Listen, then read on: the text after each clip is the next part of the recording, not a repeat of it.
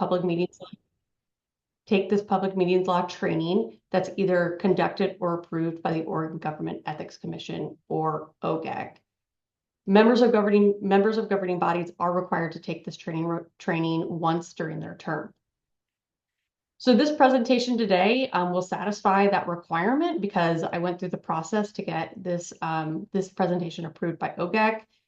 And we're going to talk about what that means more throughout the presentation. But for those of you who are here for that training requirement, because this presentation is approved by OGEC, watching this full presentation will complete your requirement. So a couple of housekeeping notes before we get going. It's my understanding that folks are watching this presentation for a variety of reasons. I'm sure at least some of the individuals on the call are here just plainly for your love of the Oregon Public Meetings laws, and I welcome your attendance, and I'm glad that you're here. I would say that the majority of the folks are here are elected and appointed officials seeking to fulfill that training requirement. We may have some elected or appointed officials or others who are looking for more of a in-depth 201 experience of the Oregon Public Meetings laws, maybe have questions about some of the ambiguities or nuances. And then just from looking at the attendees list and who's here today, I'm also aware that there are a lot of staff members for local governments who are responsible for administrating the Oregon Public Meetings laws. So that's to say, there's a variety of individuals on this call. And so here's what I would like to ask. I would like to ask that that we save all of the questions until the end. That way, those who are looking to get in and out with your training requirement complete can do so in as timely manner as possible, while others who have more of a detailed interest in the public meetings laws can stay on and ask questions. So I know that when I'm attending a training, I typically forget my questions by the end. So if you would like, during the presentation, you can go ahead and submit those questions to the chat feature. My partner, Emily Matasar, is on the call, so she'll be helping monitoring those questions. And as I said, we will get to many of those at the end. So I also wanted to start by saying thank you to all our elected appointed officials who are taking this training. Many of you, if not most of you who are here today, are volunteers with your local government and giving your time as a public service. This type of public service is a significant responsibility and it involves no small amount of dedication and work. So before I even get started here, I want to say thank you. And I also want to say my goal for this presentation is to make one of your many responsibilities as a local official just a little bit easier to understand and to provide you a means to get some of your questions answered. So with that, I'm going to go ahead and get started. So I want to start this presentation at a pretty high level and start answering the question, why are we here today? And particularly, why does OGEC require me as an elected appointed official to take this type of training? So there's a number of answers to that question, but I think the first one can be found here in the public meetings policy statement from the Oregon legislature. The Oregon legislature has provided that it has policies in place for public meetings because it has a policy of wanting to develop an informed public that is aware of the deliberations and decisions of governing bodies. That awareness also includes an awareness of the information used to make decisions. So simply stated, the purpose of the Oregon Public Meetings laws is to provide transparency into how government decisions are made. So this training is going to look very closely at the laws and rules that are enacted to further this policy. And particularly in recent years, since the House bill in 2023, those rules and those policies are more extensive than they were in the past. So the training here today is going to cover all of Oregon's public meeting laws. As a short side note, before I get into the meat and potatoes of what we're here to talk about today, in order to get this presentation approved by OGEC, I actually had to submit it a number of times. OGEC provided a assessment checklist for those who wanted to get their trainings approved, and it was no less than 6 pages long, which listed different statutes, different rules, subsection of all those rules that a presentation needed to cover in order to get approved by OGEC. So at first I tried to give a higher level summary of the rules and laws that make up the Oregon Public Meetings laws. However, through conversations with OGEC, in order to get approved, OGEC required that I provide more granular information that includes all the relevant definitions and much of the actual statutory language, and then much of the actual language from the rules.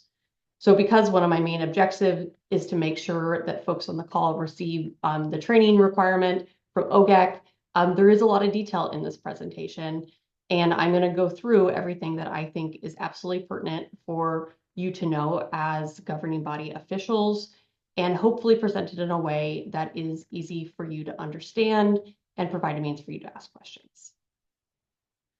So here are the topics that we're going to go over today. This is our agenda.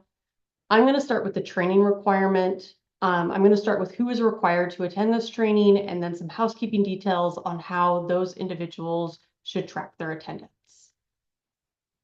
After we go through that, I'm going to move on and touch on the potential penalties for violating the Oregon Public Meetings laws.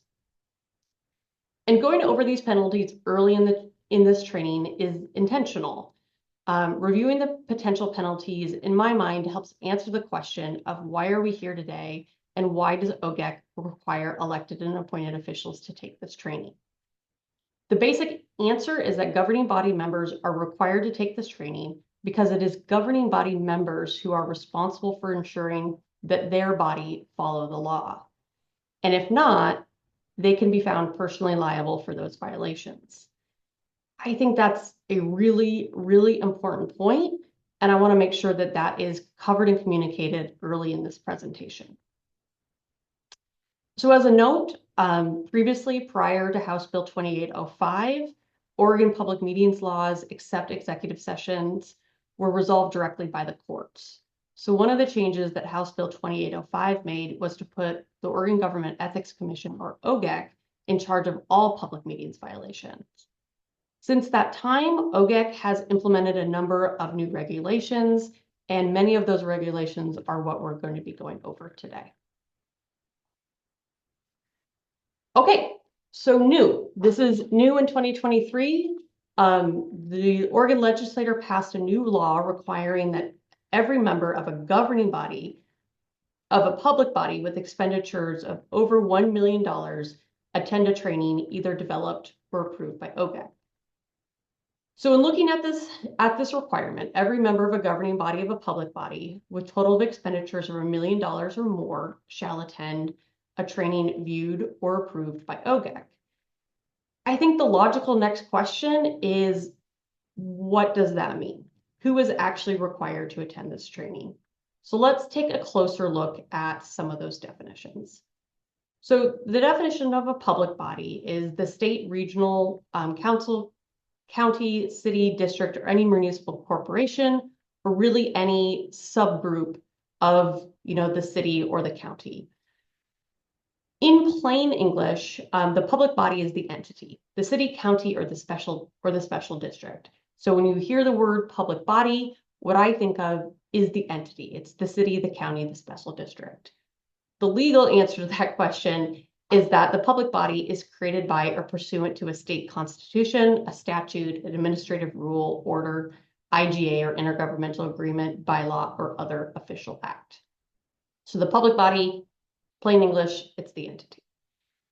So a governing body means the members of any public body, which consist of two or more members with the authority to make decisions for or recommendations to a public body on matters of policy or administration. So plain English, a governing body is essentially the city council, the board of commissioners, or any subcommittee that is made up of two or more members, if that subcommittee makes any sort of decisions on behalf of the entity or makes recommendations to the entity. So back to the training requirement. So if you're a member of a governing body of a public body, and that body has total expenditures of $1 million or more, you are required to take this training. So the requirement that you take this training is that at least once during your term. So if you have a 2-year term, you're taking this training now, you're done for the entire term. If you have a 4-year term, your training requirement, if you're taking it here today, will last for that entire 4 years. If you are reappointed or reelected for another term, you are going to have to take a training like this again during your second term. So this training is approved through February 20th, 2026. So as a note, this training is being conducted both live and will be recorded and available on BH's YouTube channel for viewing at your convenience. So for those of you who are viewing it at a later date and time, if you're watching a recorded version of this training and it's past February 20th, 2026, this training will not fulfill your training requirement and you will need to look for a more recent training. As I mentioned earlier, I also created a public meetings laws citation cheat sheet that is also going to be available on the BEH website. And again, I think if you have questions after this training, it's a good place to start in getting your questions answered. Okay, so a little bit more housekeeping about the annual training requirement. For those of you who are required to take this training, one of the requirements is that you make it through. So you have to watch the entire training. You have to note who provided the training. So in this case, it's Beery, Elsner, and Hammond. And you have to note the date and time you viewed the training. And then you're also responsible for documenting that you, in fact, did take this training. So your responsibility is to maintain a record of the training viewed or attended, and including the date, time, and provider of the training. You don't actually need to submit it to OGEC. All you have to do is keep a record in your own files. At some point during your term, OGEC might ask you to certify that you have completed the training. You will want to do so by providing a record that you sat through this training. I asked OGEC during this process, like how best for members to record or document that they attended the training. Their suggestion to me was that at the end of this training, for the last slide, you take a screenshot of the last slide. The screenshot should show the date and time at the bottom right of your screen. It'll show the slide with Beery, Elsner, and Hammond in the corner. So that's a great way for you to document that you take it. Practically what I would do is then forward that screenshot to your local government email account, and then you have that saved as a public record. I do have a slide at the end that will remind you to take this photo and will signify the end that you made it through the end of the presentation. So by the time we're done here, I will have reminded you again about this training requirement. Okay, so now we've established who has to take the training. Let's talk again a little bit about why. As I mentioned, the big policy reason is to ensure transparency in Oregon's public process and to ensure members of the public have access to how their elected and appointed officials are making decisions on behalf of their public body. I think it's also important for public officials to understand that liability for violations can be personal to you, and that each member of a governing body is responsible for ensuring that the public meetings laws are filed for their body. So I'm going to emphasize this one more time before I move on. Each member of the governing body is responsible for ensuring the public meetings laws are followed. That means all of them. So this includes not just avoiding prohibited private meetings, but also ensuring that your regular meeting notice requirements are done correctly, that the minutes meet the statutory requirement, and that executive sessions are compliant with the law. And this is a significant responsibility, particularly when many of you who are on the call and are subject to this responsibility are volunteers. So I believe that there's some movement at the legislature to limit this responsibility, but as it stands here today, governing body members can be held liable. So as we'll discuss at the end when we talk about the grievance process, it's not usually actually a financial penalty. As you see on this slide here, a civil penalty may be imposed as a personal liability on each member of the governing body. That civil penalty is not to exceed $1,000. However, especially for inadvertent or unintentional violations, what OGEC typically does is issue letters of education. However, I need you to be aware that civil penalties, are a possibility. However, if you're acting upon the advice of your public body's counsel, then there will be no financial penalty. And then finally, governing bodies, or I'm sorry, public bodies are prohibited from indemnifying or essentially paying back any civil penalty that you have paid. Okay, so moving on to our next topic, which is what governing bodies, or when does the public meetings law apply? So the public meetings law applies to governing bodies. And we already looked at this definition, but as a brief reminder, a governing body is two different types of bodies. So you have your decision-making bodies, which is typically your city council, who are authorized to make decisions on behalf of the public body. Planning commissions often are also delegated the authority to make decisions on behalf of the public body, so they also would be decision-making bodies.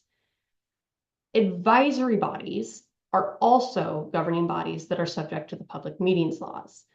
So I do think that advisory bodies can cause more concern. So advisory bodies are your standing boards and commissions, also includes ad hoc bodies that are convened in order to provide a recommendation to the governing body or to the city council on a specific issue.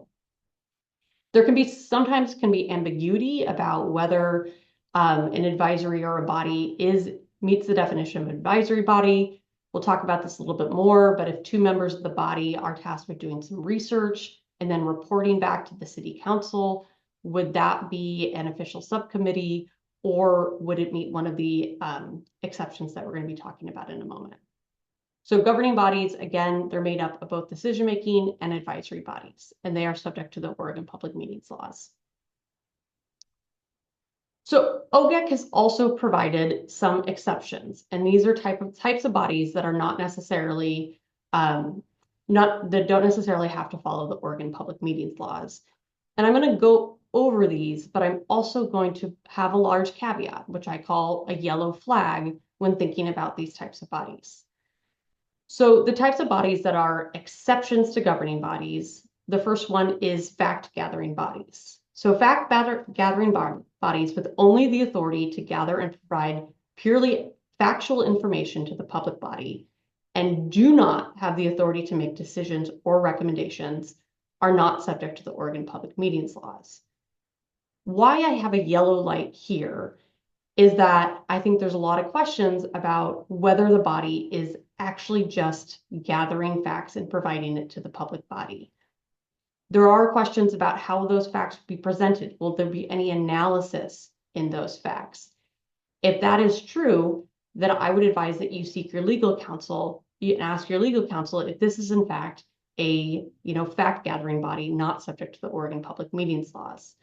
We're also going to talk about later on in the presentation certain types of gathering information, even if it is strictly gathering information, could be part of the deliberation process. I would have some concern about how those facts are going to be used in the future.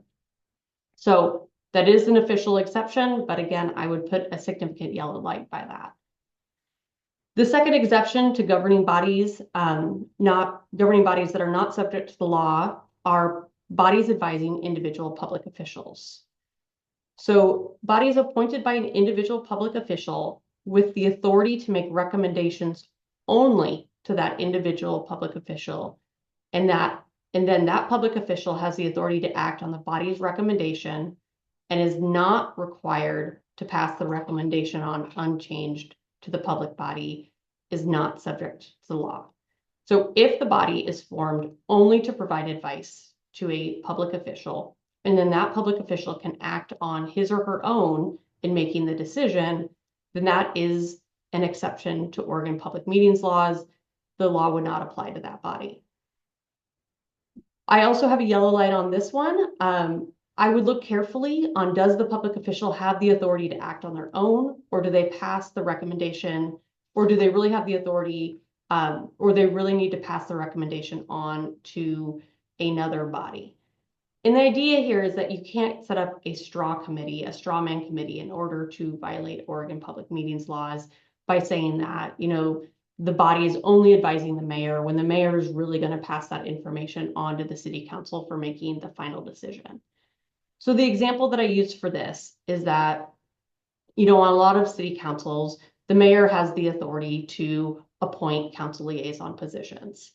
So if the mayor wants to set up an advisory body to provide advice to her on making those decisions, and the mayor has the authority to make those decisions on her own, then yes, I think that that type of body would fit this exemption. However, if the mayor has to seek the consensus of council, I would have more concern about whether that body actually does have to comply with the Oregon Public Meetings laws or if it fits this exemption.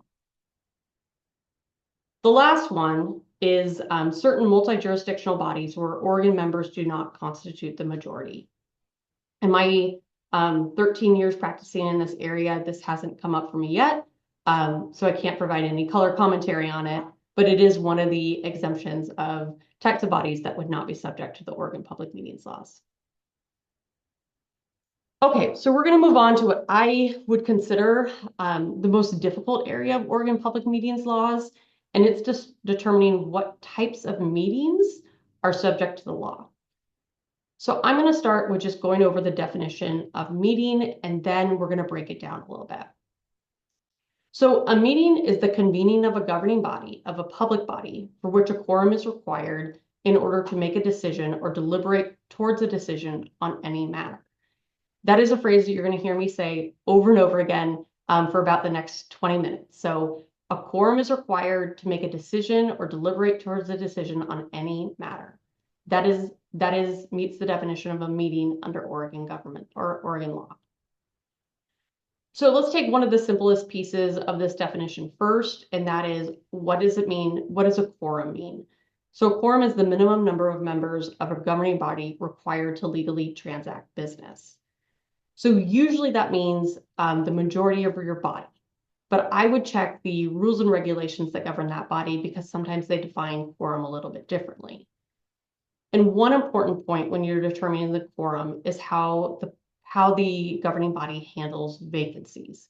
It's a little bit of a conversation for another time, but if you have a vacancy on your council or on your governing body, I would take a close look to see if that vacancy actually reduces the quorum or whether the quorum stays the same, regardless of whether there's a vacancy. But the big takeaway here is the quorum is the minimum number of members you need in order to conduct business. So I think these are pretty obvious. I think that most people understand that Oregon Public Meetings law applies when you have an officially convened public meeting. So I think, of course, Oregon Public Meeting laws applies to your regular meetings, your special meetings, your emergency meetings, your executive sessions, your work sessions, and your workshops. I think most folks do not need to sit through the training to understand that the public meetings laws would apply to those types of meetings. So OGEC has provided instances or types of meetings where the Oregon Public Meetings laws would not apply. And similar to before, although OGEC has provided these as types of meetings that the public meeting law would not apply to, I think we need to look carefully at what actually happens during these types of gatherings before we make a determination that the Oregon Public Meetings laws do not apply. So the first one is Oregon Public Meetings laws do not apply to on-site inspections of projects or programs. So that is your typical land use matter. So Oregon Public Meetings laws, officially do not apply when you're doing site visits. If for a land use matter, if you're visiting a program at a neighboring entity to see if you want to do one in your entity, public meeting laws would generally not apply there. Public meeting laws also don't apply when you are attending a national, regional, or state association in which your public body is a member. So that is your LOC, your AOC, your special district conferences. The big caveat here is that, yes, Oregon Public Meetings laws don't apply when a quorum of your members are attending, those two types of gatherings, but only if members of the governing body are not engaging in deliberations on matters that can reasonably come before the public body. So essentially, even though the Oregon Public Meetings laws doesn't apply when you are, doing your site visit or when you're at LOC, they would apply if a quorum gathers and starts talking about, the city's or the county's business in a way that it would otherwise violate the Oregon Public Meetings laws. So OGEC has also provided that the public meetings laws does not apply to certain types of communications, even when those communications are between or among a quorum of your governing body. So what OGEC has provided is that the Oregon public meetings laws do not apply to purely factual or that communications that are purely factual or education in nature and convey no deliberation on decisions on any matter that might reasonably come before the governing body. So this is another, to me, yellow light situation. So it only applies to communications that are purely factual if there's no deliberation on any matter. But in a few slides, we're going to talk about how broadly OGEC defines deliberations, and we're going to see that even communications that appear to be purely factual could in fact be part of the deliberation process, and therefore the public meetings laws would apply to them. So communications where the public meetings laws would not apply according to OGEC are also communications that are not related in any matter at any time and could reasonably, not related to any matter at any time that could reasonably be foreseen to come before the governing body for deliberation and decision. So if at no time in the future your governing body is going to be discussing this subject, a quorum of its members can discuss that outside of an official public meeting. Where I would have caution here too is how foreseeable is reasonably foreseeable. So the subject has to, not be reasonably foreseeable to be coming before the governing body. So I think we can all agree if anything is on an agenda that is reasonably foreseeable to come before the governing body, and therefore a quorum of your governing body cannot discuss it outside a public meeting. Anything currently contemplated, so not officially on an agenda, but it's something that is being discussed in the community, that is something that would likely be, reasonably foreseeable to come before the governing body. But after that, I have serious questions about where the line would be. So I would have caution on any matter that the body could address in the future. And for city councils or boards of commissions, that is really a lot of different topics. And so I would have caution in discussing any topic that regards the public body for which you sit on a governing body for. So, stated in plain English, if you're on a city council, I would have caution in conversations that involve a quorum of your governing body members, a quorum of your city council, if you're discussing something that has to do with the city. And then there's also public meetings laws does not apply to communications on any matters listed in ORS 192-690. I provided that full statute in the materials. I don't find that those come up too often for local governments, if at all. So I provided those in the materials for you. So if you're interested, you can go ahead and review them there. Okay, so this is a big one. So now we're going to start talking about the prohibition on private meetings. So under Oregon public meeting laws, a quorum of governing body members may not meet in private for the purpose of deciding on or deliberating towards a decision on any matter except as otherwise provided by the executive session provisions. So when you're thinking about the prohibition on private meetings, what I would like you to think about is 3 different components.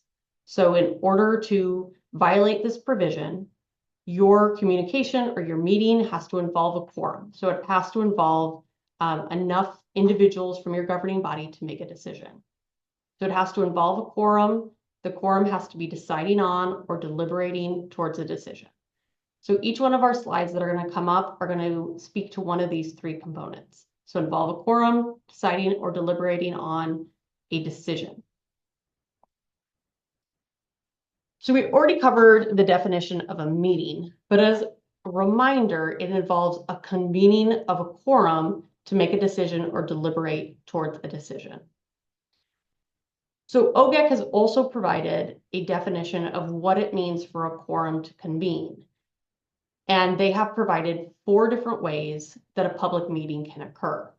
The first one I think is pretty obvious. it's gathering at a physical location. So a quorum of your governing body meets at the local grocery store. That could be a convening of the governing body. Also virtually, so using electronic, video, or telephonic technology to be able to communicate contemporaneously among participants. So a public body or a governing body can convene via Zoom, you can convene via the telephone, you can convene in any other electronic way. So those are the two, I would say, contemporaneous ways that the public body can convene. The public body can also convene non-contemporaneously. So a meeting can occur if a quorum is using serial electronic written communication among its participants. A public body, or I'm sorry, a governing body can also convene if you're using an intermediary to communicate among participants. So the bottom line here, through the definition of the word convene, is that meetings can convene in violation of the law, both contemporaneously and non-contemporaneously. So some examples, if there's a quorum physically present at a holiday party, that is a convening of the quorum. If if you meet at a grocery store, if you have a 5-member board and 3 members of you end up meeting at the grocery store, that is a convening of the quorum. Some of my city councils, and I'm not certain why, but they end their city council meeting, they cross the street, they go out to drinks. That is a convening of a quorum of the governing body. Examples of non-contemporaneous communications can also be a convening of the governing body. So if you have a quorum replying all to emails, that can be a convening of the governing body. If you have a group texting chain that involves a quorum, that can be a convening of the governing body. And as a side note, if you have a texting chain that includes a quorum of your governing body, I would advise that maybe you don't continue texting on that chain. If you have social media posts where you have a quorum of your governing body responding to the same social media post, that can be a convening of the governing body. But a quorum simply convening doesn't necessarily violate the Oregon Public Meetings laws. So the next couple slides, we're going to look at the substance of those communications. So those are examples of a convening of a governing body that doesn't necessarily violate the Oregon Public Meetings laws. We next have to look at what is being said during those conversations, during those meetings.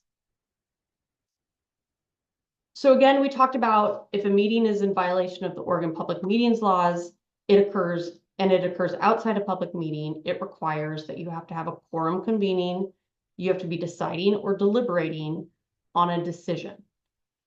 So the next definition we're going to look at is, what does it mean to be a decision?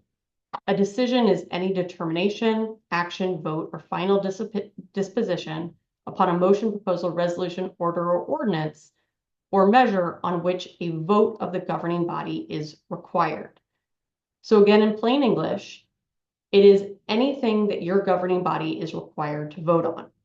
If you're required to take a vote to take action on the subject, that is the governing body making a decision. That can be, whether to, a resolution to support, something that's going on in the state legislature. Anything that you're going to have to vote on will be a decision. Okay, so we talked about a quorum convening. The next factor is the quorum has to be deciding and deliberating, and we just talked about on a decision, which is anything that requires vote. So the next definition that we're looking at is, what does it mean to be deciding or deliberating? And to deliberate is to engage in the decision-making process. So the Oregon legislature and OGAC has said to deliberate is to engage in deliberations, which is discussions or communications that are part of the decision-making process. So OGAC has recently defined what it means to engage in the decision-making process, and it is a very broad definition. So types of communications that are part of the decision-making process involve the 5 things that I'm going to go over. The first one is identifying the nature of the decision. Communications about identifying the nature of a decision that you're going to make is part of the decision-making process. Gathering information related to the decision is part of the decision-making process. Identifying and assessing alternatives, also part of the decision-making process, and then weighing alternatives and making a decision. I think the bottom three, the last three, are pretty obvious, that most people would identify, identifying and assessing alternatives, weighing alternatives, and making decisions as part of the decision-making process. What I think folks may find more surprising is that even pre-decision-making communications, like even talking about, the nature of the decision that you're going to make, or gathering information relating to that decision, are also going to be seen as part of the decision-making process. So I want to take you back in time, maybe 10 minutes, and recall that the Oregon Public Meetings laws do not apply to communications that are purely factual or informational, except if those communications include deliberations on something that may come before the public body for a vote. And I said that I had concerns. I said this was a yellow flag for me because, frankly, I'm concerned that my clients will think that any any fact gathering is outside of the public meetings laws. But that's not the case because deliberating includes gathering information related to the decision to be made. So communications that include gathering information that could be reasonably used later in a decision-making process are not purely factual or educational. And those communications, if they involve a quorum, could violate the Oregon Public Meetings laws. So I'm going to pause and just kind of go over that again. As I said at the beginning, they're purely factual communications, even if they involve a quorum, do not violate the Oregon Public Meetings laws. But the big exception in there is that if it is fact gathering or information sharing about something that you're later going to be asked to vote on, then it is part of the decision making, and those communications, if they involve a quorum, the public meetings laws would apply to them. And that's one thing I really want to make sure that particularly my clients are clear on, that although there's that section of OGEC's rules that say public meetings laws don't apply to purely factual or educational information sharing, that is only true to the extent that you're not talking or sharing information about something that you're later going to be asked to vote on. So the last definition here is communication. They define for us both communicate and communication. So as required, I'm providing both definitions. What I would like you to take from these definitions is just how broad they are. Again, these definitions, these prohibitions are designed to be broad in order to foster transparency. So communication means the act of a person expressing or transmitting information to another person through verbal, nonverbal, written, or electronic means. This even includes nonverbal gestures such as thumbs up and thumbs down and sign language. So the takeaway from these definitions in this part of the presentation is that they're very broad and they're designed to encapsulate all kinds of communications that are part of the decision-making process. That includes even nonverbal and sign language. Giving a quorum a thumbs up could potentially be, a communication in violation of the law. So all of these types of conversations, if they involve a quorum and something that the public body may vote on, they need to take place in public. And again, let's kind of go all the way back and talk about why these Oregon public meetings laws are in place. They're in place to foster transparency. So all of this is to say that the public should have access to all aspects of the decision-making process of their elected and appointed public officials, including all the information the elected and the public officials are using to make those decisions. So Oregon Government Ethics Commission also provided additional definition and guidance just specific to serial communication. I think it really underpins or just supports what we've already gone over, but I'm going to cover it briefly here. So there's a separate prohibition in the law that says a quorum of members of the governing body shall not, outside a public meeting conducted in compliance with the Oregon public meeting laws, use a series of communications of any kind, directly or through intermediaries, for the purpose of deliberating or deciding on any matter within the jurisdiction of the governing body. So OGEC, we're going to go over in a moment, also included specific prohibitions on serial communication, serial written communication, and it also defined the word intermediary. And again, to me, these provisions just really underscore our previous conversation, indicating that a public body or a governing body can convene non-contemporaneously, and those types of communications can also violate the law. So OGEC provided examples of communication that can be serial communication. I think we've already talked about all of these, but in-person, telephone, remote, written communications such as text, email, or other electronic applications, the use of intermediaries, those can all be types of serial communications. So intermediary is also a new definition from OGEC. And it means a person who is used to facilitate communication among members of the governing body about subject matters subject to deliberation or decisions by the governing body. And here's the important part. By sharing information received from one member or members of the governing body with other members of that governing body. And the intermediary can include members of the governing body or third parties. So essentially, again, in plain English, an intermediary is a go-between. It's somebody either within the governing body or a third party that is sharing information and is a conduit conversation. So, I have my colleague Emily Matasar on the call. If we were part of a 5-person governing body, I can't use somebody else to share my opinion with, and I would try to use an intermediary to go find out what Emily's opinion is, and then use that same intermediary to go find, what somebody else's opinion is, and use that third party as a way to avoid the Oregon Public Meetings laws. So the Oregon Public Meetings laws, have focused on this issue of intermediary to make sure that the governing bodies don't use a third party in order to actually discuss or deliberate matters that they're later going to vote on. So a question I often get about that is, does that mean a staff member cannot have individual conversations with members of the governing body? And the answer to that is no. A staff person can have those individual conversations with elected or appointed officials. An individual becomes embroiled in a serial communication when they start sharing the information they receive from the members with other members for the purposes of deliberating or deciding on a matter.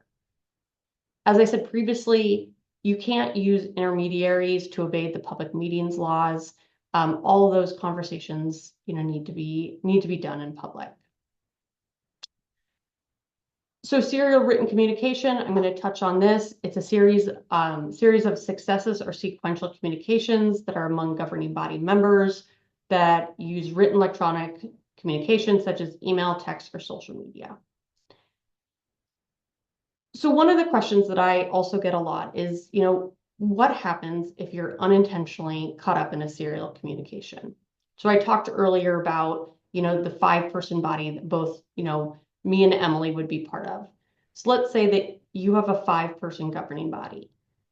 You have a conversation with one member of the governing body, and you share your opinion on a controversial matter that is going to be up for a decision at the next meeting. That conversation is not a violation. You can have non-quorum conversations with other members of the governing body without violating the law. So I can have that conversation with Emily. We can talk about things that are going to be on an agenda. We can, verbally process issues that are facing the city. That is not a violation. But what happens when I have my conversation with Emily and she then goes and talks to another member? Let's say that she sends an email to somebody else that's on our governing body, and she shares her opinion, and she also shares my opinion. So now we have 3 members of the governing body who have shared opinions about a matter that's going to be coming before the governing body. The question is, there's a couple questions about that. First, is this a serial communication? It involves a quorum. It involves, discussing or deliberating. It's, likely assessing alternatives on a matter that will come before the governing body for a vote. So who would be liable for this conversation? If I'm the first person in the chain, what I did was completely legal. I had a conversation with my, fellow counselor about an issue. That was fine. Where the potential violation occurred is when Emily shared both her opinion and my opinion with the third member of the body. What OGEC has indicated is that this would be a violation. And not only that, each person who participated in the chain of communication would all be liable. So although I just talked to Emily and that was legal, I would still be liable because my communication in totality involved a quorum of our governing body. So a practice tip. So, again, I'm a person that definitely needs to verbally process. If I was on a governing body, I would want to be able to have one-on-one non-quorum conversations with other members to talk about issues. If you're going to do that, then I would be very, very clear with whoever you're talking to, is that it's your expectation that they are not going to be sharing whatever you share with them. Another option is to keep all of those conversations in the confines of a public meeting. If you do not have communications with other governing body members regarding issues facing your city, county, or special district outside a public meeting, you're not going to run into this issue. So really, to me, as a practice tip, those are two good options. Either be very clear that you expect that they're not going to be sharing your opinion on this matter, or just keep all those conversations to public meetings. So I think this slide is really funny. First, it's me trying to create some graphics, and you can tell that is definitely not my forte. But as I was going through this, I wanted to be clear that there are a lot of things that you can still do with a quorum of your governing body members. At BEH, we represent a lot of big and small cities. Our clients range from the city of Hillsborough and city of Corvallis to cities as small as Cannon Beach, Hubbard, or Durham. We work with a lot of small towns, and we understand that a quorum of a governing body is going to find themselves in a lot of different social situations, whether that's at the grocery store or on the sidelines of a soccer game or the holiday party I talked about before. Simply the fact that a quorum gathers does not violate the Oregon Public Meetings laws. It's about the substance of those communications. So I put together, this chart to show the different types of things you can talk about. So you can discuss purely personal things like your family, your hobby, your job. You can discuss statewide and national politics. Again, as long as you're not discussing anything that has to do with the city, you can attend on-site inspections of a project or program. You can go to LOC. You can communicate about your schedules, attendance, or purely logistical matters. There's a whole array of things you can talk about without risking violating the Oregon Public Meetings laws. The only things that you should avoid talking about in a quorum is things that you could foreseeably later have to vote on. And that's sort of where, the red and yellow light comes on, is when those sort of conversations start turning towards, your work or your volunteering for the city. And that's really the message that I want to send with this slide, is that there's a lot of green zone, some yellow zone, and then some red zone when you're involving a quorum of your governing body. So just a couple takeaways before we move on. So be cognizant of the number of members involved in any conversation about any matter the body may later vote on. I always tell my clients, please avoid replying all to emails that contain a quorum of the body. As I mentioned earlier, please avoid texting chains that involve a quorum of the governing body. If you don't want to, if those are purely personal, fine. But the minute they start turning to the city or the county or the special district, I would have a lot of caution about those types of email chains. Don't use an individual as a conduit to discuss a matter with other governing body members. I mean, the image that comes up in my head when I think about this is, at a county where each one of the commissioners has an office. If you have somebody going door to door and figuring out how everybody's going to vote, and then sharing that with the other, members of the Board of Commission, that's a conduit. You're using somebody in order to figure out how other members are going to vote and why, and those sort of conversations should happen in public. And then the last one is just keep those logistical conversations logistical if they involve a quorum. Okay, we're going to start moving a little bit quicker here. I mean, as I said before, I think, what constitutes a meeting under Oregon public meeting law is probably the area that generates the most consternation. The rest of the presentation is going to be about meeting logistics, and then we're going to talk about the grievance procedure. So meeting logistics, all meetings need to be open to public. They cannot be held at a location that discriminates based on race, color, creed, sex, sexual orientation, gender, national identity, age, or disability. Essentially, you can't hold your city council meeting at a location that, prohibits women or doesn't allow anybody in, under the age of 40. Those sort of locations are not appropriate for your city council meeting. Within the boundary of the jurisdiction or the nearest practical location, training sessions may be held outside the jurisdiction as long as no deliberations towards a decision are involved. And the big exception here is actual emergencies. If there's an actual emergency, then perhaps you can hold your meeting outside the jurisdiction or at a location that may not be accessible to everybody. So meetings must be accessible to people with disabilities. That means making the name, telephone number, and email address of a person at the public body to contact to request interpreter or communication aids. A public body needs to make good faith efforts to accommodate somebody who's deaf or hard of hearing. Good faith efforts can include contacting your state and local agencies. State and local agencies typically have lists of individuals who can act as interpreters. So if somebody contacts you and say, I'm going to be at your regular meeting in 4 days from now, I'm hard of hearing, I need some assistance, reasonable efforts is contacting one of those agencies. So persons requesting interpreters generally should give you 48 hours notice in order to make those accommodations. If the meeting is held with less than 48 hours notice, or they contact you with less than 48 hours notice, you must make reasonable efforts. And of course, in the case of emergency, these requirements can be waived.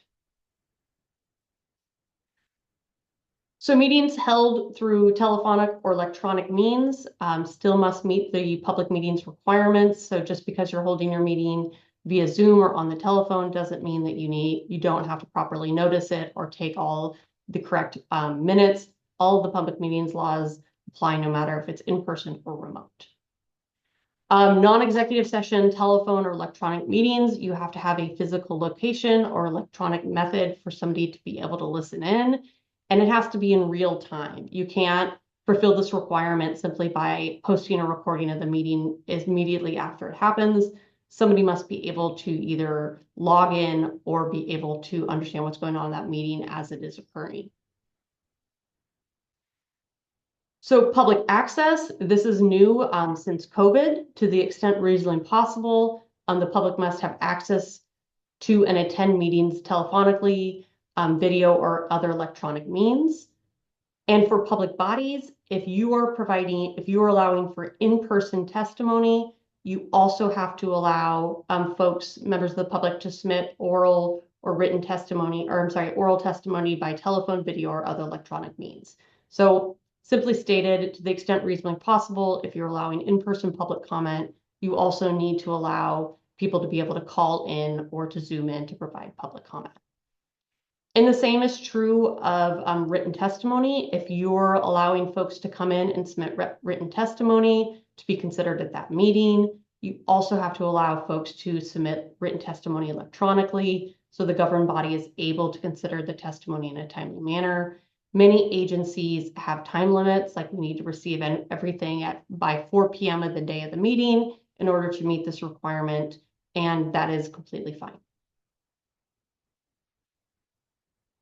So this one is new, and I did sit in on a lot of the rulemaking when OGEC was passing the rules, and this is one where a lot of local governments did submit testimony.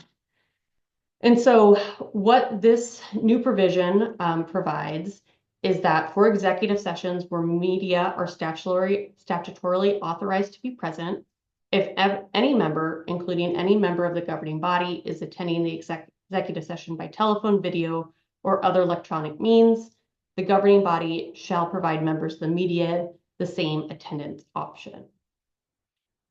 So this means, for instance, if you're having an executive session and your attorney is going to be remoting in or zooming into that meeting, you also have to allow any media that would like to attend that executive session to attend. So the concern here from local government attorneys is that media typically doesn't have their camera on when they're attending executive sessions. And because of that, there's no way of knowing who is in the room or listening to the conversations. You know, for all we know, the media, the person who's attending on behalf of the media could be listening at a local coffee shop, they could be recording the meeting. So with this new regulation saying that, you know, you have to allow media to attend remotely if any of the other participants are attending remotely, one of the things that we're doing, or many of the jurisdictions we're working with are doing, is that we're holding in-person only executive sessions to avoid the security risks of allowing remote media attendance. However, that's not practical, or that's not how every local government wants to conduct their executive sessions. So another way to address this issue is that local governments are allowed to establish reasonable security measures. Some reasonable security measures could be a requirement that those attending remotely have their cameras on, that they're in a secured location, and just reinforcing the requirement that they're not allowed to record. Okay, public meeting notice requirement. So really the public meetings notice requirement is targeted at 3 different types of people. The public, interested persons, and the media. So the notice requirement for the public is essentially your website. So you should be posting your public meetings, they should be available on your website. If a public body doesn't use a website, the body must use other means such as social media or print media in order to publicize their meetings. Interested persons, those who have expressed interest in attending your meetings, also need to make reasonably calculated efforts to provide them actual notice. That could be through mailing lists, social medias, or any other means that is reasonable under the circumstances. The same is true of media. Those who have requested notice of your public meetings, and then via the method requested or some other reasonable means. Members of the media may ask to receive email notice of your meetings. You know, that's reasonable. You should be able to provide it for that, or any other reasonable means that they have requested. Your notice must include the date, time, and place, and list of principal subjects that you're going to be reviewing at that meeting. It must also include access information, for instance, you know, where the meeting is located, how to zoom into it, etc. The name and telephone number of a person at the public body to contact in case an interpreter or other communication aid is necessary. And then a note that just because, you know, when posting the agenda, you're required to post the principal subjects that you're going to cover, that doesn't mean that the governing body can't add additional subjects either at the beginning of the meeting or during the meeting. The one caveat, you know, is one I think you've heard me say over and over again here, is transparency. So you shouldn't use this in order to talk about a subject that you know the public is interested in. However, you know, life happens, things come up, you know, after the original agenda is posted. It doesn't mean you're prohibited from talking about it, but if you reasonably expect or anticipate you're going to be covering a subject, that should be listed on your formally posted agenda. So executive sessions, and just to go over the definition of an executive session means any meeting or part of a meeting of a governing body which is closed to certain persons for deliberations on certain matters. So that's the definition of executive session. Executive sessions have the same notice requirement as other public meetings, except that you also need to identify the specific statutory citation authorizing the executive session and a general description of the statutory authorization. So you don't need to go into detail about what the executive session is about. You simply provide the statutory site. And then if it's a real property transaction, you write real property transaction. If it's to review an exempt public record, you say review an exempt public record. That is a general description of the statutory authorization. The AG's manual, the Attorney General manual, which I think we all find very, very helpful, provides sample notices of executive sessions.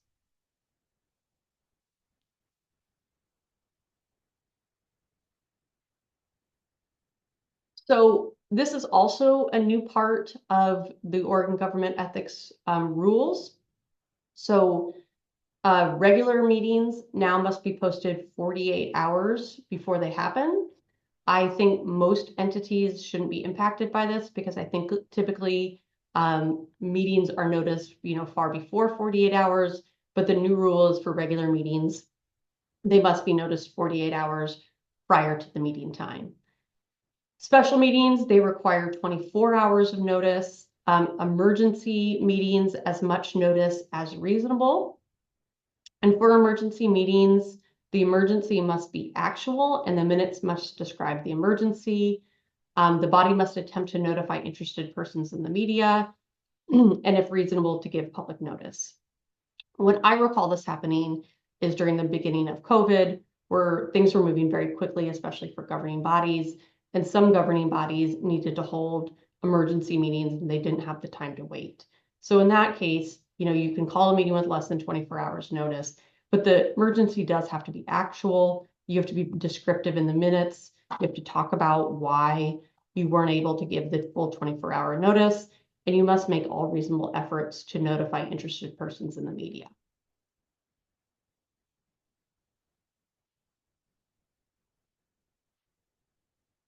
So recordings or minutes, all meetings, including executive sessions, need either minutes or recording. And then, except for executive sessions, within a reasonable amount of time after either the minutes or records must be available to the public. So, as a note, executive session notes need to meet the same requirements as any other public meeting. And we're going to talk on the next slide about what those requirements are. That's one area that I have received a lot of questions about. For executive session notes, can they be less descriptive? What do we need to include? Those notes need to look essentially the same as your regular meeting notes, same level of description. It is up to the jurisdiction whether for executive sessions they either take minutes or they can record. Some just prefer to record executive sessions instead of bothering with minutes, but really there are pluses and minuses to either approach. I just want to make sure each jurisdiction knows that they have that option, and then perhaps discuss with their legal counsel what makes the most sense for their governing body, and perhaps even on a case-by-case basis. Okay, so what actually needs to be included in the minutes? The minutes do not need to be verbatim, but they must give a true reflection on the matters discussed at the meeting and the views of the participants. At a minimum, the minutes need to include all members of the governing body present, all motions, proposals, resolutions, ordinances, and measures proposed, and then their dispositions, the results of all votes, and then the substance of any matter that's being discussed, and a reference to any document that's being discussed at the meeting too. So again, notes don't need to be verbatim.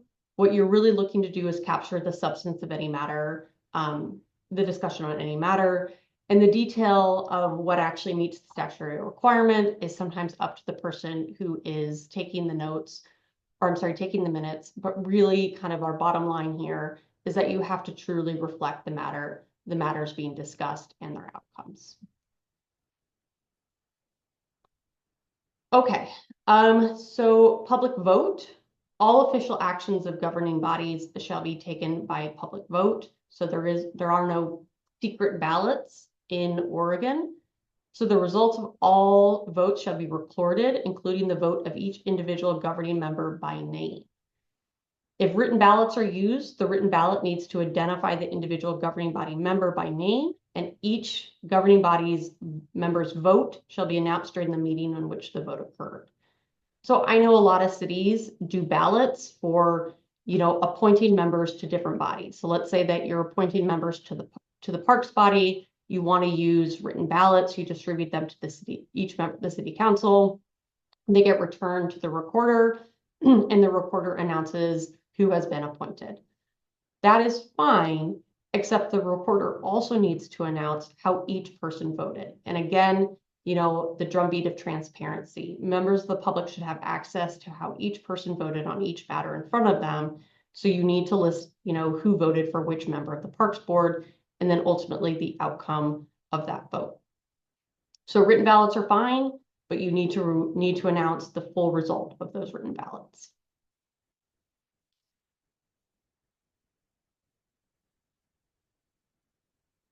Okay, so let's move into executive sessions.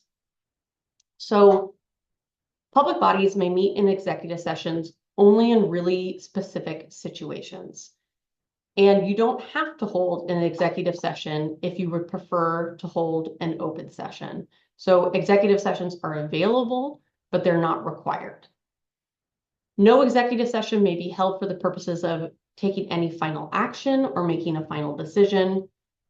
We're going to talk about that in a couple slides, or I think the next slide, what does it mean to make a final decision versus maybe a preliminary decision.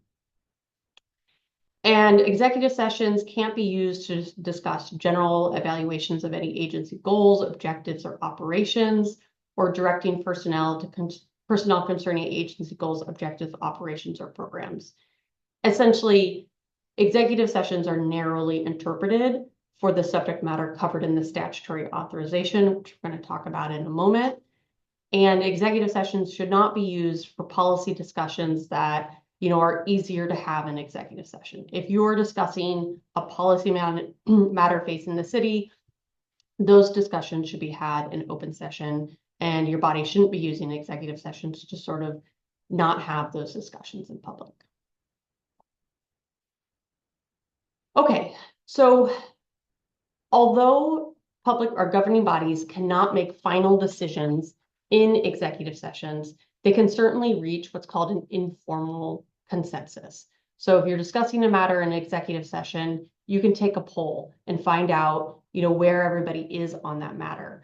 You can reach an informal consensus in executive session. But if what you're making is a final decision, the public needs to know the results of those discussions. So when you come out of executive session, you can take a formal vote in open session that will satisfy this requirement, even if you're just merely confirming the consensus that the public body reached during the executive session. So no final decisions in executive session. You make the final decision in public, but you can reach an informal consensus and understand how everybody is going to vote on a matter before going out into public and actually taking that vote.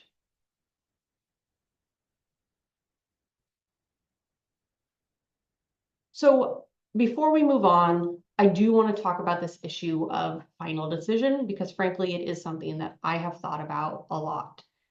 So not every decision that a governing body comes to is actually a final decision. So one of the examples, and this is an example directly from the Attorney General's manual, is governing bodies can meet in executive sessions to, talk about hiring a chief executive. So the example I'm going to use is a governing body meeting in an executive session regarding the hiring of their city manager. So you can conduct that process, the interviews, the deliberations, all of that can be conducted in executive session. But at some point, the governing body, the city council, is going to have to make a decision to narrow the candidate pool.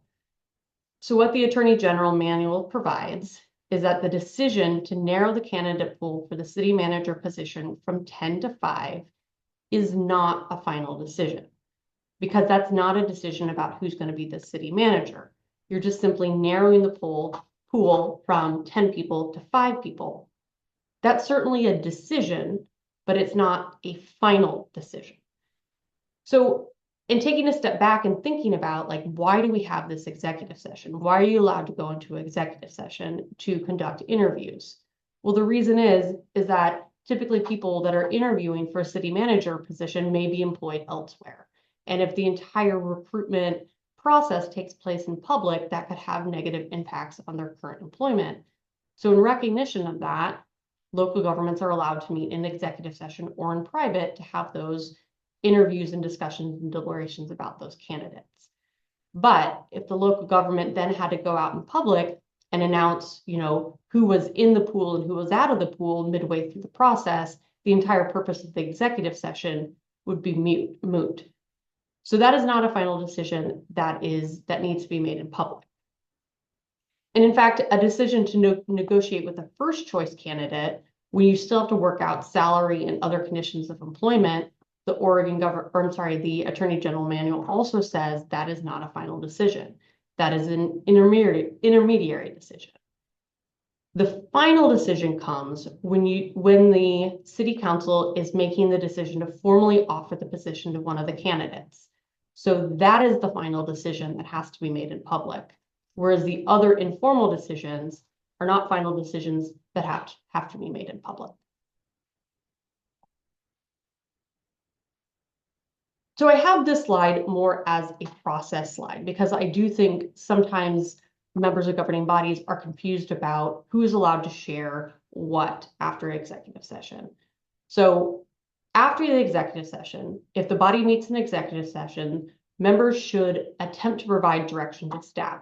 For instance, the situation we just talked about where you're narrowing the pool from 10 candidates to 5. Well, somebody's going to need to tell, those 5 candidates who are not moving on that they're not moving on, and the 5 candidates who are moving on that they're moving on. So in that instance, somebody is going to have to share information that was gleaned from the executive session. So the recommendation here is that all contacts with parties must be left to designated staff or representatives handling the issue. So staff, who is tasked with making those contacts, is authorized to share, the outcome of what occurred during the executive session. However, unless required by law, no member of the public body should make public the discussions or information obtained in executive session. So essentially what this is saying is that there are going to be individuals who are authorized to share information gleaned from the executive session. They're typically not members of the governing body. They're typically staff who are designated to carry out the objectives of the executive session. Okay, so now let's talk about specific procedures for executive sessions. And this is an area that I have seen a number of local governments have some issues with. And so really, I would like us to think about executive sessions with really 3 different circumstances.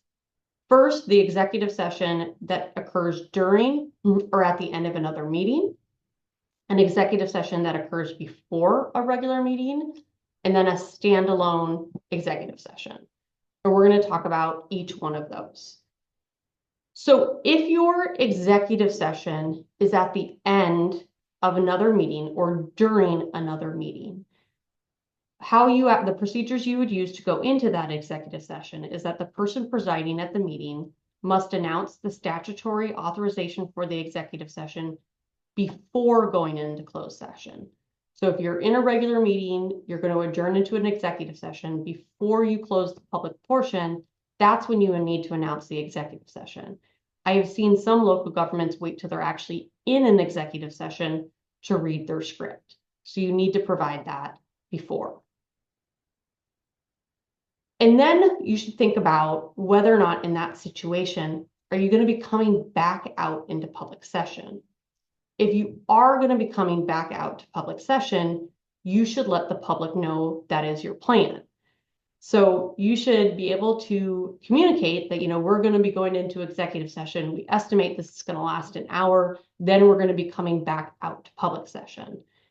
If you're not planning on coming back out into the public session, you should also communicate that. What you shouldn't do is, go into executive session knowing that you may be coming back out from executive session to make a final decision and not communicate that to members of the public who may be interested in the outcome of your executive session. So you need to be transparent about what your plan is, whether the meeting's going to end at the end of the executive session, or you're going to come back out and make a final decision. So the other two situations are when the executive session is being held before the public meeting or in a standalone executive session. In these two circumstances, the executive session script doesn't need to be read. So if you have a standalone executive session, you don't need to go into a public or open a public meeting, read the executive session script, and then go into executive session. Or if your executive session is before your regular meeting, you don't need to do the same thing where you go into a public session and read the script. In those two situations where the executive session is either before or standalone, simply having a properly issued meeting notice will meet your requirements. And that meeting notice will list the executive session, the ORS, and then the statutory citation form. So generally speaking, media are permitted to attend executive sessions in most situations, but they may not report on what they have heard in that executive session. So I do have a word of caution about this. Although media isn't allowed to report exactly of what they hear in executive session, they can use it to follow leads. So relatively early on in my career, I was with a client and we held an executive session to discuss a tort claim notice that the city had just received. Media was there. Media became aware of the tort claim notice, and lo and behold, an hour after the meeting ended, we received a a public records request for that tort claims notice. So I'm always cognizant that media is there, they can't report, but they can certainly follow up on things they heard during the executive session. So I'm going to go over some executive session circumstances or reasons why you can go into an executive session. I'm going to go over in detail the ones that I find come up most for my clients, and then some details about how those are used. As I mentioned earlier, let me take a drink. I went back and forth with OGEC about what needed to be included in this presentation a couple times. And one of the things that they have asked that we include in order for you to get your required training is a lot of detail about all the potential executive sessions that you can use. Because you've been hearing from me a lot, I have asked my colleague Emily Matasar when we get to that portion to assist me by going over both the ORS and the descriptions of executive sessions that I would say are not as commonly used. So essentially, she's gonna give me a break and save my voice for the end of this presentation. So the executive sessions that I think are most used for our clients, the first one is employment of a public official. You can go into an executive session to discuss the employment of a public official if you're hiring an employee but not a firm. So for instance, when my firm responds to an RFP to be the city attorney for a local government, you cannot use your executive session to discuss our employment, but if you're hiring a standalone city attorney, you could. So in order to use the executive session for employment of a public official, you have to check a few preliminary boxes. First, you have to advertise the vacancy. Second, you have to adopt regular hiring procedures. Third, in the case of an officer, you have to give the public the right to comment on the employment of that officer. And in the case of the chief executive officer, the governing body has to adopt hiring standards, criteria, policy directions in public meetings so the meetings open to the public in which the public has an opportunity to comment on those standards, criteria, and policy direction. So a couple notes about this one. So first, on the third bullet down, it says the public has the opportunity to comment on the employment of the officer. That prerequisite doesn't mean that the governing body has to provide the public with an opportunity to comment on the actual named candidate. The public just has to have the opportunity to comment on the filling of the position, not on any of the candidates or particularly the named candidate for the position. So I think that could use some clarity. But again, just to reiterate, the public doesn't get the opportunity to comment on the named candidate. They just have the opportunity to comment on the filling of that role. One of the areas I also get a lot of questions about is compensation. When you're looking to hire a public official, you can discuss almost anything about the hiring of that person in executive session, except you cannot discuss compensation. When you're ready to discuss compensation with a candidate for position, those conversations, if they involve a quorum, need to take place in public rather than in an executive session. All right, so there's two other employment-related executive sessions. The first one is discipline of a public official. So this is considering complaints, discipline, or discharge of a public official. Unfortunately, this one does come up. The notes that I have on this one is that you have to give specific written notice to that public official 24 hours in advance. I have a slide coming up next that goes into detail about what that notice needs to require. That notice also must give the public official the opportunity to request an open hearing. And if that person does request an open hearing, then you need to provide that to them. Same with employment-related performance review. You must give the employee whose performance is being evaluated specific written notice 24 hours in advance. The official then has the opportunity to request an open hearing. And similarly, you cannot discuss compensation in these executive sessions. You know, I've sat through a lot of executive sessions regarding reviewing a city manager, a county administrator's performance review. A lot of times they have provisions in their contract that says at the end of their performance review, you know, they're entitled to some sort of merit increase at the discretion of the city council. Although that seems like it's part of the employment review process, any discussion of compensation actually needs to happen in public if it involves a quorum of the city council. So that's one to be aware of. Consultation with legal counsel. This one is for litigation. I have seen this one used a little bit more liberally than it probably should be. So the litigation needs to be imminent. It can't be that like we anticipate or we're concerned that this lawsuit must come in. It must be either litigation that has already been filed or litigation that is imminent to be filed. So after you receive a tort claim notice, that would be fine, but just rumblings in the community that you might be receiving some legal action or general concerns that something could result in a legal filing will not meet the definition to use this executive session. And then finally, your attorney needs to be present if you're going to be using this executive session. So I mentioned for discipline of a public official or employment-related performance review, there has to be specific written notice given to the public official. Here are all the things that need to be included. And I definitely think this is one that gets overlooked at a lot of public agencies. So I would definitely take note of this. So every time you're reviewing your city manager's performance review, on the unfortunate occasions that you are considering discipline or dismissal or hearing a complaint of a public official, you need to provide written notice to that individual that includes the following information. Identification of the public body. So the city council of X city is going to meet an executive session. You then have to provide the date, time, and location of that meeting.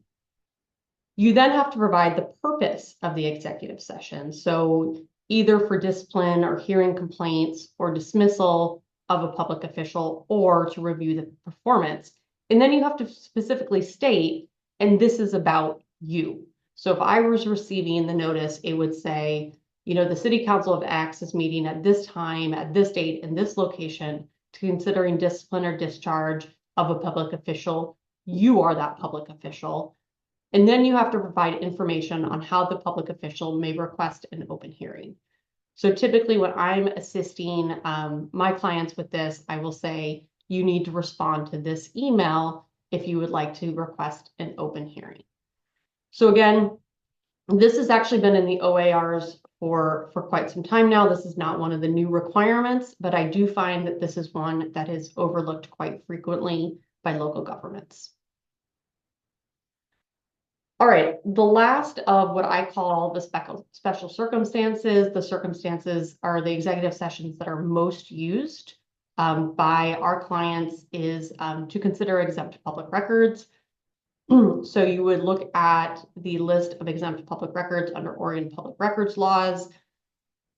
City councils can meet in executive session to discuss information that is in an exempt public record. How this often comes up for us is that you may review attorney-client privilege material in executive session. Okay, I'm going to move on to the next slide. I'm going to give myself a little voice break, and I'm going to ask Emily Matasar to take over for this one. Thank you. Hello. Thank you, Ashley. So as Ashley mentioned, basically OGEC is requiring us to read the statutory sections for all the rest of the executive session statutes. So bear with me as I go through this. So the first one is labor negotiations, and it's ORS 192-662D and ORS 192-663. And the one thing I want to note about labor negotiation executive sessions is that you can exclude the media from these executive sessions. It's one of the, I think, only two reasons that you can exclude the media from executive sessions. So that you can hold an executive session for labor negotiations to conduct deliberations with persons designated by the governing body to carry on labor negotiations. And then 192-660 sub 3 says that labor negotiations shall be conducted in open meetings unless negotiators for both sides request that negotiations be conducted in executive session. Labor negotiations conducted in executive session are not subject to the notification requirements of ORS 190.640. The next executive session I'm going to describe is for real property transactions. And then one note before I read the statute is that the executive session must be about a specific property. You cannot hold a real property executive session to discuss general needs or policy. And an additional note is that real property transactions, executive sessions are not limited to the sale of a property. It can be any interest in land, so that includes leases as well. So that's ORS 662E, which is to conduct deliberations with persons designated by the governing body to negotiate real property transactions. The next is what I describe as public investments. So you can hold an executive session to carry on negotiations under ORS Chapter 293 with private persons or businesses regarding proposed acquisition, exchange, or liquidation of public investments. That's 192-662J. I must have missed the preliminary trade or commerce negotiations. I'll move on to the next one. So security plan is 192-662N to discuss information, and this is a long one, so bear with me here, to discuss information about reviewing or approval of programs relating to the security of any of the following. A nuclear-powered thermal power plant or nuclear installation. B, transportation of radioactive material derived from or destined for a nuclear-fueled thermal power plant or nuclear installation. C, generation, storage, or conveyance of electricity, gas in liquefied or gaseous form, hazardous substances as defined in ORS 453-0057A, B, and D, petroleum products, sewage, or water. Next is the safety of governing bodies. ORS 192-662O to consider matters relating to the safety of the governing body and of public body staff and volunteers and the security of public body facilities and meeting spaces. And then last is cybersecurity. Um, and that is ORS 192-662N and ORS 192-662P, and that is to consider matters relating to cybersecurity infrastructure and responses to cybersecurity threats.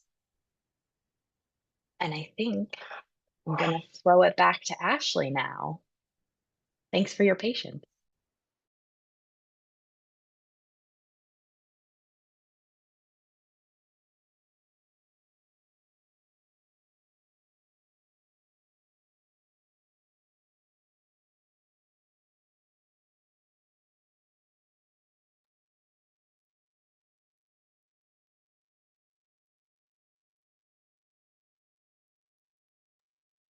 Okay, thank you. I had a little trouble unmuting there for a minute.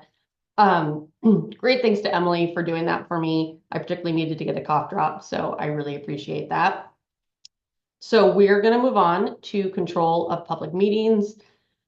So generally speaking, under state law, the public has a right to attend, but not observe, or I'm sorry, but not participate in public meetings. So there are, I think we're all aware, particular situations where the public does have a right to participate, such as land use hearings, when you're raising taxes and some taxes and fees, the public has a right to provide comment, but those are the exceptions rather than the rule. The general rule is that the public has the right to attend and observe, but not necessarily participate in public meetings. But in practice, local governments who represent the public do permit public comment or participation to some extent at all of their meetings or most of their meetings. So city councils are allowed to have rules that limit public participation, such as only during a public comment period or only for certain items on the agenda. Public entities can also establish limits for public comment, but such standards need to apply equally to all. I think most entities that we work with have, a public comment limit of either 2 or 3 minutes. The one note here is to be cognizant to make sure that you're equally applying that limit for public comment to everyone. So the city council's governing bodies may not remove a member from the public from a meeting unless they can clearly demonstrate that the individual is disrupting the meeting in a matter that precludes your board or commission from conducting its business. This has been a relatively hot topic recently, especially with some of the really unfortunate Zoom bombing that some of our clients and some other cities and counties across Oregon experienced. And this is something that we had to explain to a lot of city councils, is that you can't necessarily remove somebody from a public meeting just because they're being offensive or they're making public comment that you disagree with or they're being rude.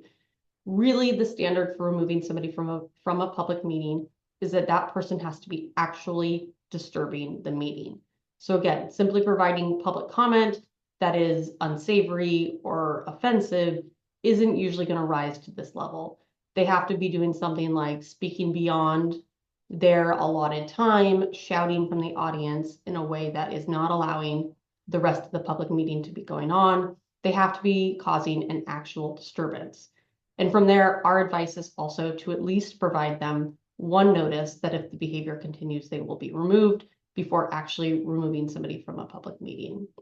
And again, that is definitely another yellow light situation. I would seek legal counsel before you engage in removing folks from public meetings.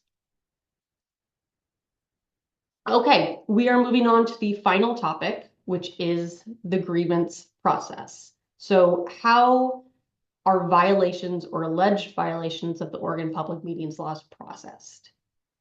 So people who feel aggrieved, who feel that the public meeting laws have been violated, really have two different choices. One, if they're just a Joe Schmo member of the public who believes the public meeting laws have been violated, they can go through OGEC's new grievance process, and we're going to talk about what those steps are in detail. However, if you are a person who's personally affected by a decision, you can go directly to circuit court. So for instance, you have a land use matter that came in front of a city council. You believe that, aspects of the public meetings laws were violated that impacted the decision that they made on your property. you can go directly to circuit court, and the remedies are different here. So we're going to talk about that one a little later. We're going to start with OGEC's new grievance process that any member of the public can use. So the first step is that grievances must be submitted 30 days after the meeting where the violation occurred. So, they have to submit, a member of the public has to submit one of these official grievances within 30 days. The grievance must include the public body that allegedly violated the public meetings laws, the date of the meeting, the specific facts and circumstances, the date of the grievance, and the name of the contact information for the grievance. The public body must have posted on its website who, where, and how to submit grievances. So if somebody is attending a public meeting, they feel like they saw a public meeting violation, they should be able to go to the public body's website, be able to find how to submit grievances. So once a public body receives a grievance, they have 21 days to respond. And in their response, they have to send it both to the grievant and send a copy to OGEC. And there's really 3 different ways for a public body to respond, and we're going to talk about examples of each one. So the public body can deny the facts and the violations. The public body can admit the facts and deny the violations, or admit the facts and the fact that it was a violation. So example of denying facts and violation. So the response here would be that the public body denies the facts that were in the grievance. The public body would then describe their version of the facts and explain why they think those facts do not violate the public meetings laws. So example of this is an allegation that an illegal serial meeting occurred via email.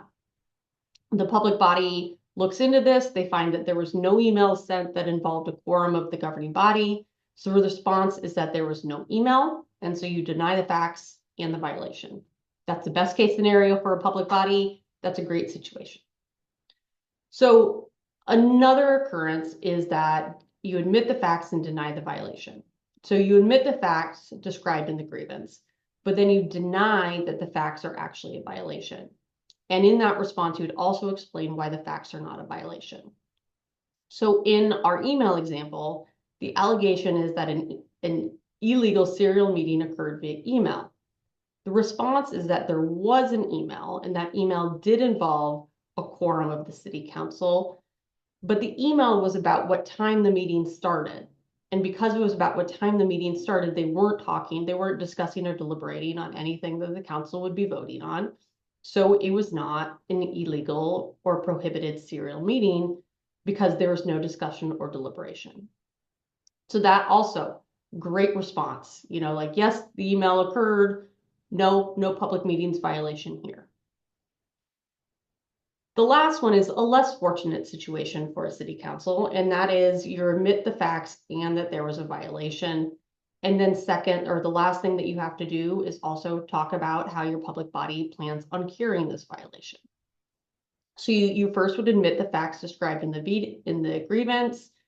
You would admit that there was a violation of the public meetings laws. You would then go on to describe what the governing body will do to address or fix the grievance. We're going to call that the cure. And this includes what steps the public body will take to remedy the violation and prevent it from reoccurring. So let's talk about this with the next slide.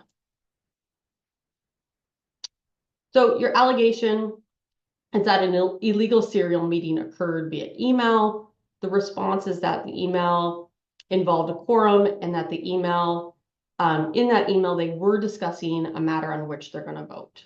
So the public body admits. So, okay, yes, this email does exist. It involves a quorum. It involves them discussing or deliberating on something they're going to vote on. So in this case, they have to, admit the facts and admit there was a violation. The public body also has to decide how they're going to respond to it. So they have to try to cure the violation.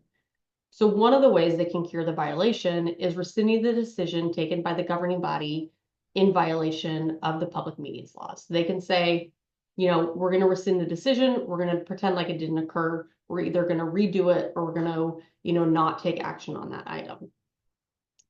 Another way to do it is to try to cure it. So in this email situation, the public body, instead of rescinding the decision, can say, you know, what we're going to do is we're going to put that full email in our next agenda packet, or at our next meeting, we're going to read the full contents of that email into the record so public has access to that information.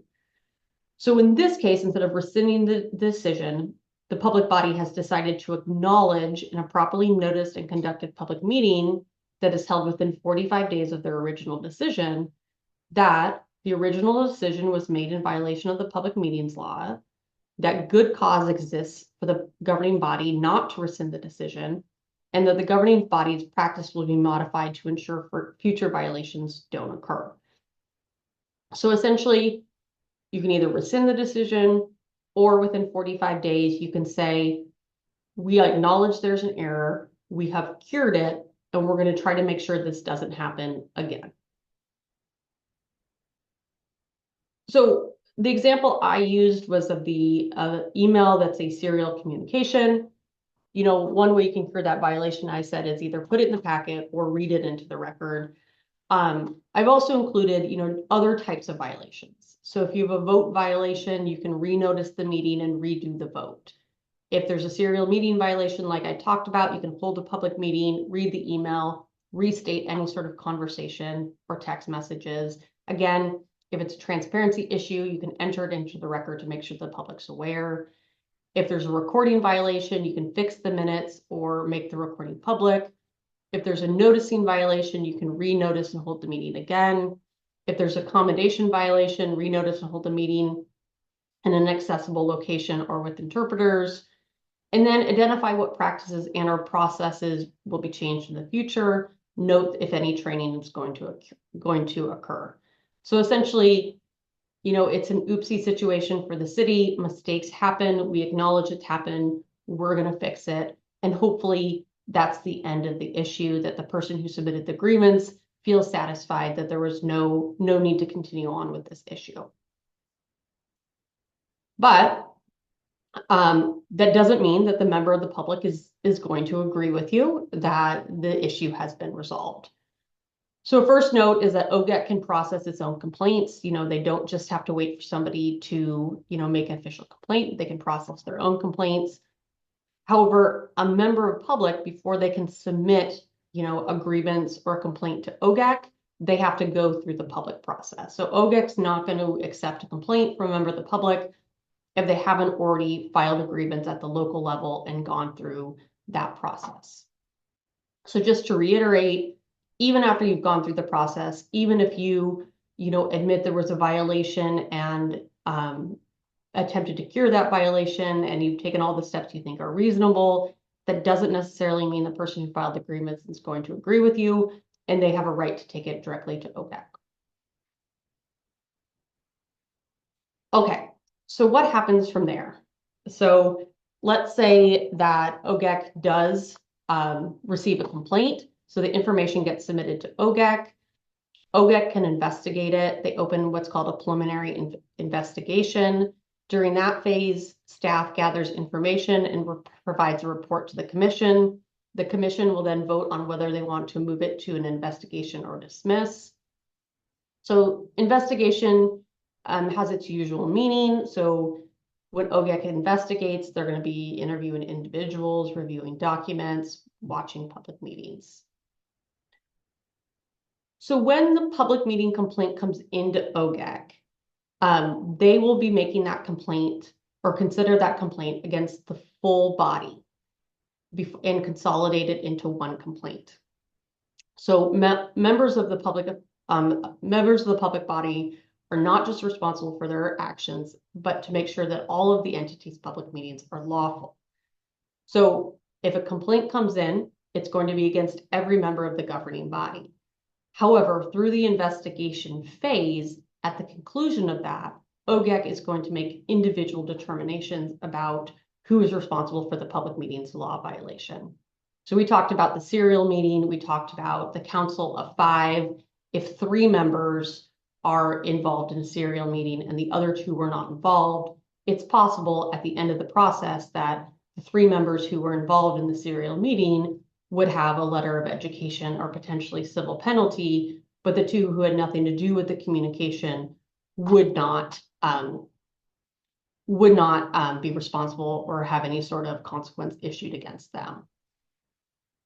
So at the beginning, just to reiterate, the complaint comes in, it gets consolidated, it's considered against all members of the governing body. By the end of the process, OGEC will make individual determinations. So a person can object to the consolidation, and once the review and investigation phase is over, as I said, there will be individual determinations. So at the beginning of the phase, you can say, I object to this being consolidated. I had nothing to do with this serial meeting, and OGEC will take that under advisement. OGEC can also take up matters that were dismissed on procedural grounds. So just because somebody did not submit the grievance on time doesn't mean that OGEC can't take it up just because it was dismissed because they didn't submit the right paperwork to the local government. Let me make sure I got everything here. And again, after OGEC's process, if they have made a determination that any of the public meetings laws have been violated, they have the ability to issue civil penalties up to $1,000, which we talked about before. They also, and most commonly, do letter of education. You know, their goal is the same as ours and that is to make sure that the public meeting laws are followed. And typically that's remedied by a simple letter of education and not having to do any sort of civil penalty. So again, although they have the ability to do the civil penalty, the most likely outcome is a letter of education from OGEC. Okay, so if you have been personally affected by a decision and believe that there was a public meetings law violation, you can go directly to circuit court. So you do not have to go through the grievance process. So one of the powers that circuit courts have that OGEC does not is that the circuit court can actually void a decision of the local government. So OGEC, can issue civil penalties, letters of education. If you have filed a lawsuit, if you have been personally affected and go through the courts can actually void that decision. The decision will not be voided if the governing body reinstates the decision while complying with the public meetings laws. So similarly, after the lawsuit has been filed, if there's an agreement that there was any sort of irregularity or a violation, the city can rescind the decision and reissue it in compliance with Oregon public meeting laws, and therefore not risk that decision being voided. The lawsuits can be filed in circuit court within 60 days following the decision. So there's a little bit more time here. Instead of the 30 days for OGEC, it's 60 days for going directly to court. Some of the other differences, if the court finds willful misconduct or intentional disregard for the law, the courts may issue both equitable relief and order attorney's fees to a successful plaintiff. And I think we all know that attorney fees can be quite a hefty repercussion for any sort of violation. So that's sort of the difference between the different remedies. So with grievances, you go through the grievance process. There's some potential letters of education and remedies. With lawsuits, there can actually be a voiding of the decision. There can be equitable relief, and there can also be an award of attorney's fees. Okay. I would like to thank everybody for staying with me through this presentation. I promised at the end that I would have a slide to remind you in order to record your training to make a record, and here is that slide. So my recommendation to you is to take a screenshot, either a photo or on your phone of this slide, and make sure that in the bottom right-hand corner, you're including the day and time, so March 20th around 3:54 p.m. And I would take a screenshot, a photo. I would then email it to yourself at your local government email address, and then have it filed so you have maintained this record. Okay, so for those of you who are here to take your required training, we are done with that portion. And I had promised that After we are done with the regular presentation, we would take all of the questions that have come up throughout the presentation. So now is a great time to go over those questions. So Emily, do you want to take us through what questions have already been submitted? Yes. Can you hear me? I can hear you. Okay, great. So I did want to just note that I missed one executive session statute, which I wanted to read very quickly. It's ORS 192-662G, which allows an executive session to consider preliminary negotiations involving matters of trade or commerce in which the governing body is in competition with governing bodies in other states or nations. So I just wanted to make sure I read that. Mhm. And then, so now let's go through the questions. Okay. Um, so the first question, I've sort of broken them down, not exactly in time order, just in a way that makes sense. And so the first is about logistics and OGEC training requirement. And so the question is, will the recording and slides be available? And Mhm. the answer to that is yes. The recording will be posted on YouTube, and both the recording and the slides will be linked on our website, which is behlaw.com. And in addition, we will be sending the recording link and then the slides to all the participants here in the next few days. Um, I did also get a question about whether the Q&A will be recorded, and we are recording it. It's not part of the training requirement, but we are recording it, so it will be included in that. The next question you just answered, Ashley, which is at the end, we take a picture of the last slide and send it to who? And so the answer to that is you just keep it for your records. You may want to send it to your public email address to retain it, but just retain it for your records. Okay, so now let's get into the meat of the questions. So this question is about a quorum. So if you have here's, I'm just going to read the question. If you have 9 board positions, but only 7 filled, is the quorum based on 9 possible, parentheses 5, or based on the actual filled positions, parentheses 4? So the answer to this one is that it depends on basically your charter or your governing bylaws, or if your ordinances, etc. It might state how a quorum is affected by a vacancy, but it might not. And it just really depends on the language of your charter. So my advice there is to talk to your attorney for a specific analysis, because we've seen it go every which way. The next question is, can a city manager ask council for their votes ahead of a vote? And so my answer, actually, I can just take these. Feel free to jump in. Great. Um, So a city manager may ask how a councilor will vote, as long as the city manager does not share opinions between councilors. So the city manager may not act as an intermediary. And one other note that I will say is that all votes must be made in public. So the actual final vote has to be made in the public meeting. Okay, this is a long question, but I will just read it. It's about subcommittees. So the question is, following a previous training with OGEC, we were led to believe that subcommittees not constituting a quorum of boards and commissions also had to meet public meetings laws, including public notice, agenda, minutes, open to the public, etc. Specifically, boards and commissions were using subcommittees to interview applicants to fill vacant board positions and then bring a recommendation to the next public meeting. They were also using subcommittees to perform research on various proactive items and then returning with information gathered at a public meeting. You mentioned earlier in the session that as long as it's only fact gathering, subcommittees are not subject to public meetings law. As long as they are only fact gathering, can 3 members of a 7-member body meet together to gather facts and bring it back to a public meeting? So this might take a minute. That was a long question, so it's going to have a long answer.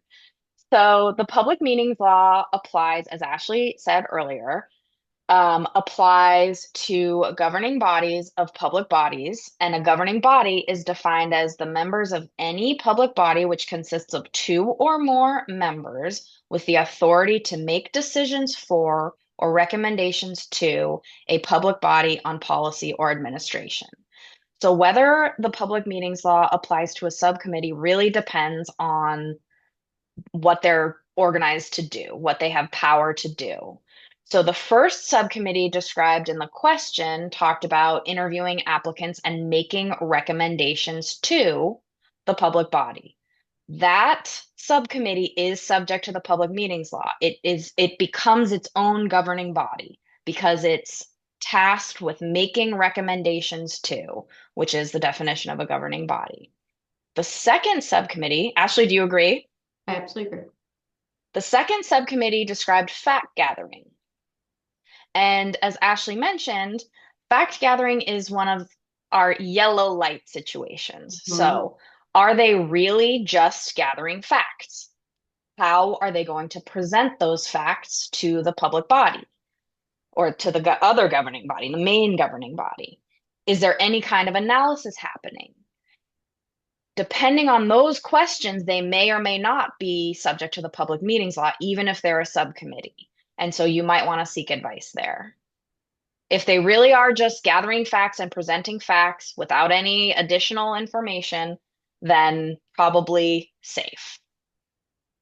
So I have There an were, go ahead. So I have a little bit of an addendum to that too. And Great. this is the fact gathering exception to, when the public meeting laws apply really makes me nervous. I hope that I communicated that adequately during the presentation because of the definition of deliberation, including the decision-making process. So in that definition of deliberation, they included gathering facts to make the decision. So if there's a decision on the horizon and you have a group that's fact gathering and it's purely fact gathering, it can actually be part of the decision-making process because of that definition of deliberate, including gathering facts necessary to make a decision. So that's what makes me uncomfortable. I can't really think of a situation where a body is gathering facts to present those facts to a city council if the city council wasn't planning on using those facts to make a decision in the future. And that's where that provision makes me nervous. And I don't want to give public officials an impression that that exception is broad and it could apply in a lot of different situations. So I was required to cover it through the training and I did. But I have some concerns about how and when that would be used. Okay, so there were a couple questions about serial communications. The Mm. first is, what about conducting poll votes between council meetings when an emergency happens? And my answer is do not do that.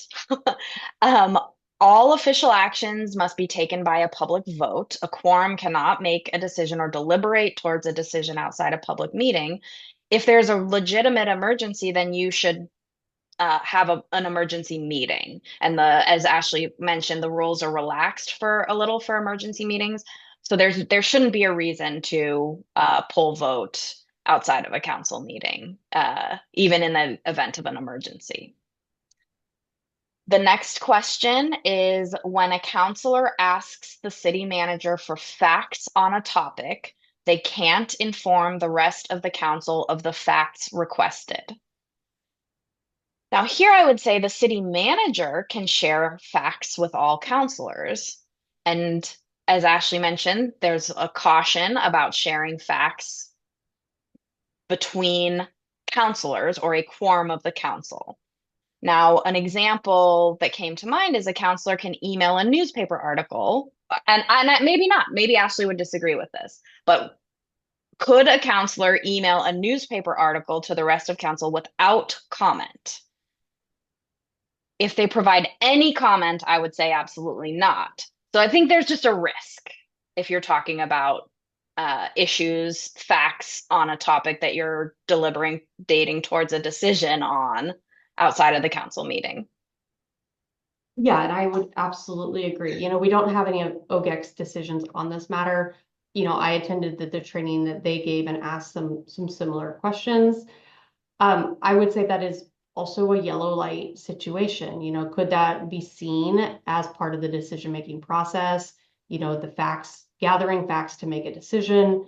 I would have some caution about that, but there's been no official, OGEC decision. Okay, so we've gotten a couple questions about meeting recordings. So I'm hoping that this one is going to answer both. We got a question, are you required to YouTube meetings or other public broadcast? And so the public meetings law requires, to the extent reasonably possible, offering the option to view a telephone, video, or other electronic virtual means. So that's essentially providing a virtual attendance option for the meeting. And that's only to the extent reasonably possible. I think probably for most cities out there, because of COVID, we got set up to do that, to have meetings by video or other electronic virtual means. So for most of us, it is reasonably possible. You aren't, that doesn't mean you're required to uh, post a recording. If you do use recordings instead of written minutes, then the recordings must be available to the public within a reasonable time. So I hope that that answers that question.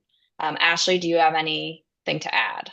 Yeah, I think as long as we're recording the meeting and posting it with reasonable time afterwards, and then meeting the requirement that if live participation, we don't have a requirement to also, live stream it on TV or do anything more than that. Great. So another question was, please expand on, and this is in the recording or minutes section, please expand on, quote, a reference to any document discussed at a meeting, close quote.